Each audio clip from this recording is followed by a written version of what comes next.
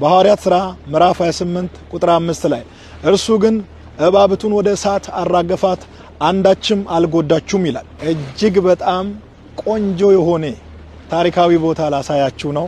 ጳውሎስ በእፍኝት የተነደፈበት ስፍራ ነው። በሐዋርያት ሥራ ምዕራፍ 28 ቁጥር 1 ላይ በደህና ከደረሰም በኋላ ደሴቲቱ መላጥያ እንድትባል አወቀን ይላል እና ስፍራው የሚገኘው በማልታ ነው።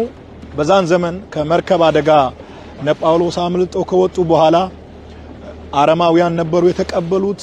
ታሪክ አዋቂዎች እንደሚያወሩት ከሆነ በስፍራው የነበሩ ሰዎች በጣም ብዙ ሰዎች የሞቱ እንዳለቁ ይነገራል። ሐዋርያት ሥራ ምዕራፍ 28ን ያስተማራችሁ ያነበባችሁ ወደ ማልታ በምትመጡበት አጋጣሚ ይሄንን ቦታ ብታዩ እንዴት ደስ እንደሚል ልነግራችሁ አልችልም።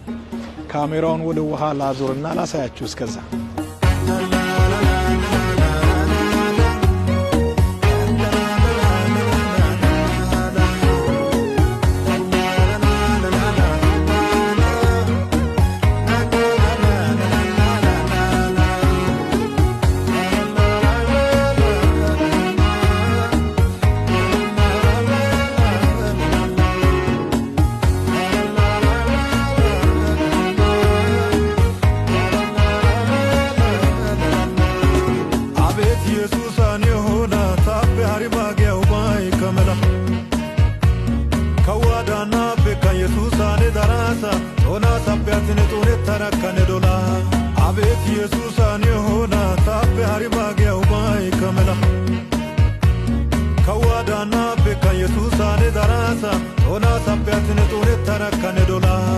ኤግዛክትሊ ቦታው ላይ ደርሰናል። ወርጄ አሳያቸዋለሁ።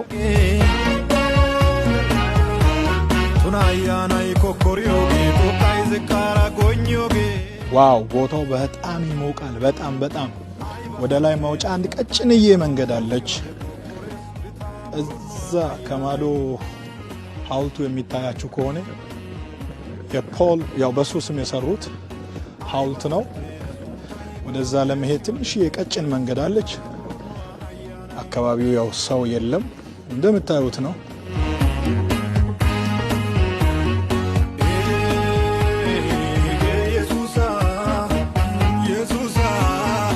ኦ ማይ ጋድ እንዴት እንደሚሞቅ ልነግራችሁ አልችልም። እፉኝቶች አሁንም ሳይኖሩት አይቀርም። ቆይ ወደ ፖል ሐውልት ላዙርና ላሳያችሁ። ኢየሱስ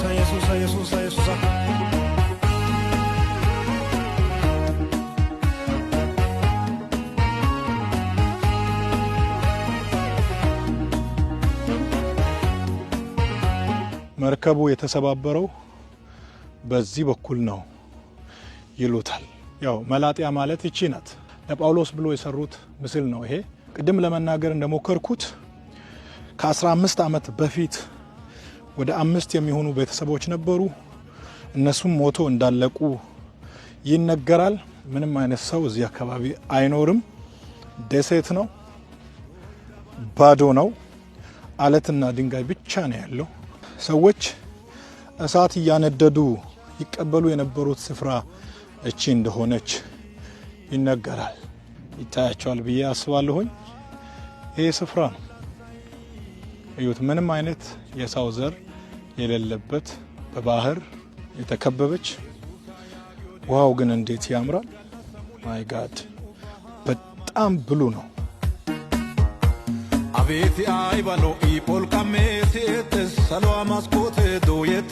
ቅድም ከፊት ነው ያሳያችሁ። ይሄ የሐውልቱ ከጀርባ በኩል ነው።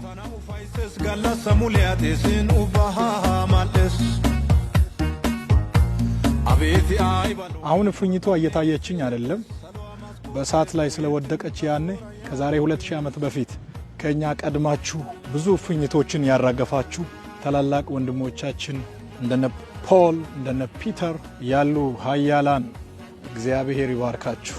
እንወዳችኋለን የጌታ አምባሳደሮች። እኛ ደግሞ አለን የ21ኛው ክፍለ ዘመን ፖሎች ፒተሮች አሉ ኢትዮጵያ ውስጥ።